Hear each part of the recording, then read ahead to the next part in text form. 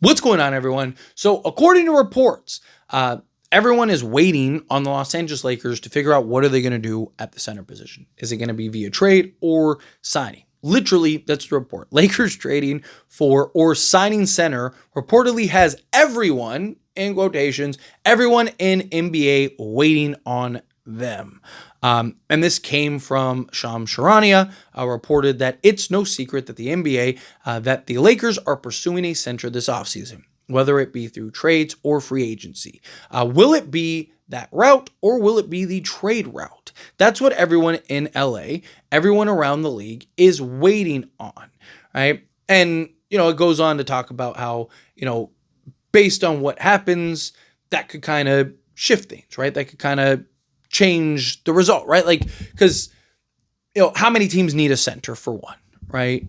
And it's like, okay, well, if you get a center, Lakers get a center for this price or pay this price, right? That could maybe set the market. Not just that, but you have teams like, the Warriors who could use a center, right? And it's like, okay, well, we were able to sell, whatever, Daniel Gafford for Connect and Reeves and all this other stuff. And it's like, we got him. Well, guess what? Golden State's selling now, right? Like things like that can kind of shift and change the market. Also, again, I'm sure that there are teams that are kind of thinking like, okay, well, depending on what, because if Lakers just go, hey, we're just going to sign guys. We're just going to go Clint Capella and like Brook Lopez or Clint Capella and a Luke Kennard Luke Cornett. There we go.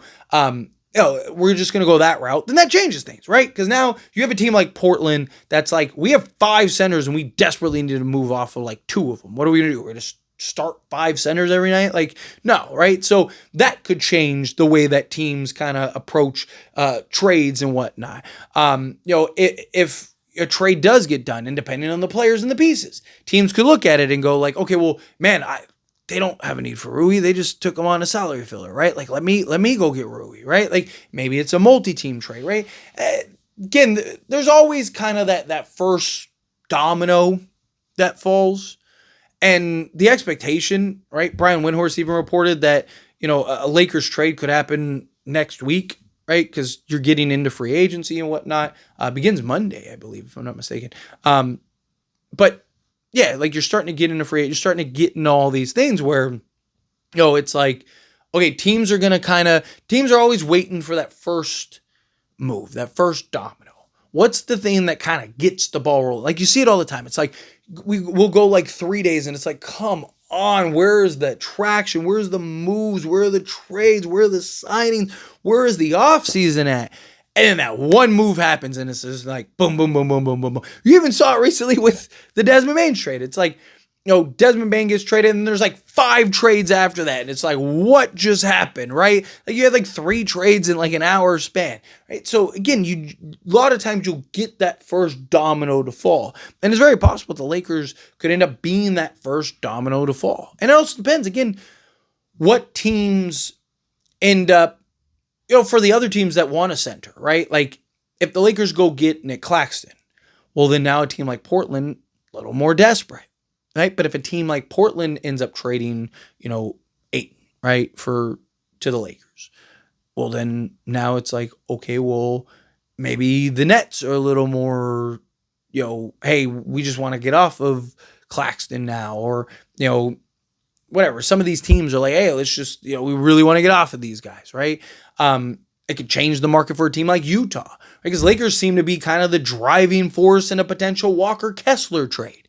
So it's like if the Lakers end up going elsewhere and getting their center and now Walker Kessler's around, I mean, maybe Utah has to drop their price, or maybe Utah does kind of go like, all right, well, we're just not going to trade him now. We were just hoping the Lakers would pony up. And again, you might have this sort of snowball effect.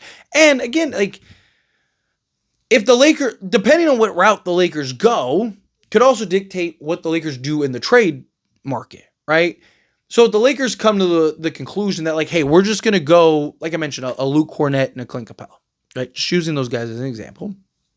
But let's say they're like, hey, we're going to go that direction, right? Well, then chances are they're going to be more active on the trade market for perimeter help, right? 3-and-D wings and, two-way guys and, Andrew Wiggins, right? So now a team like Miami could kind of knows like, okay, well, they're in the market for wings, right? Their plan is to sign centers in free agency, not go trade for one. So, maybe we have a little more leverage. I mean, we can kind of force the issue a little bit, or you might get several teams that are like, "Hey, we're shopping this guy and that guy," and you might have an abundance, and all of a sudden it's like, "Oh, the draft was excellent for the Lakers, excellent because it gave the Lakers more options and opened more doors that weren't there previous." I mean, Phoenix, for example, great example. They have like 5 centers now. They were never even a thought going into the draft. They were never even an option going into the draft because like the only center they really had was like, Nick Richards. Now he's the odd man out, right? And he's making $5 million. Maybe the Lakers go to Phoenix and go get him. I don't really like Nick Richards as like your main starting center, but him as your backup, your primary backup, I think would be great. And him starting in a pinch here and there. Right? So again, like the draft really opened up the potential for other trades, other moves. Again, Portland ends up drafting multiple centers. And it's like, first off, what is Portland doing? Secondly, it's like, dude, that's great for the Lakers because the Lakers might be able to get a Robert Williams cheaper, right? Might be able to get an Ayton cheaper. Because again, at some point, you're going to have to get off of these guys. Some point, you're going to have to make some decisions, right?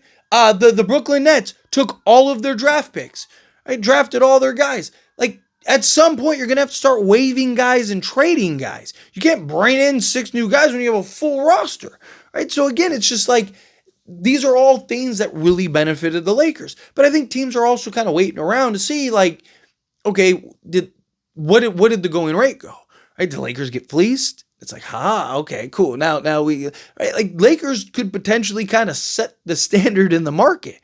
Right? Talk about all the time, like the Desmond Bain trade. It's like, oh man, like, that's the going rate, man.